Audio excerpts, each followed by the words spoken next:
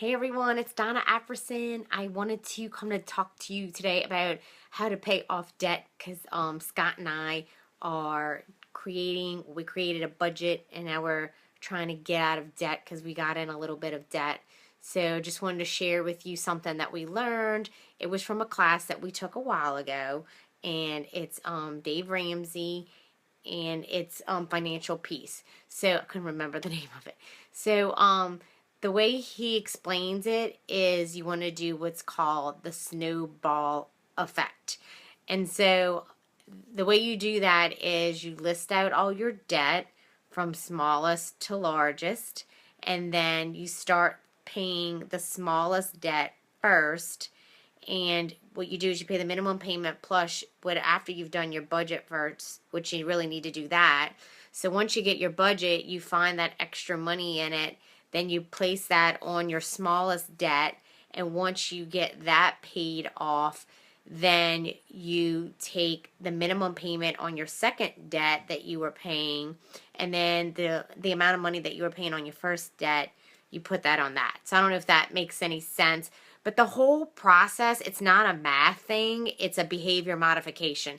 It's if you're paying your largest debt off first, it's easy to quit when you're trying to pay a large amount because you don't feel like you're making a difference. Whereas if you're paying the smallest one off first and you pay it off and it's gone away, then you start to build momentum. And momentum is what gets you results. It's what's getting me results in my fitness and my business. So it's not motivation, it's momentum. So momentum is huge. So if you can get this going to pay off your debt, it's amazing. So an example, I'll give it to you so that way if maybe I wasn't clear. I am going to post a blog, and so I'll have the website and the information because sometimes I'm a visual person, so I need to see it. So sometimes when people explain it, it doesn't quite make as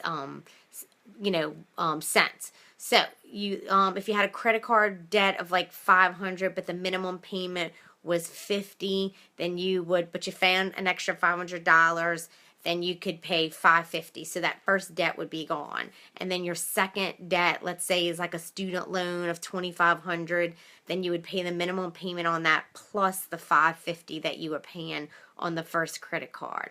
Okay, so and you keep doing that until you pay all your debt off. So I'm just going to review. The first step is to list out all your debts from smallest to largest. The second one is you want to make minimum payments on all your debts except your first one. You're going to pay your minimum and then pay any extra. And then the third step, well, that's actually the fourth, when you pay off all your debt from the lowest amount, then you move on to the next debt. And you keep doing that. And so it's just like building a snowball.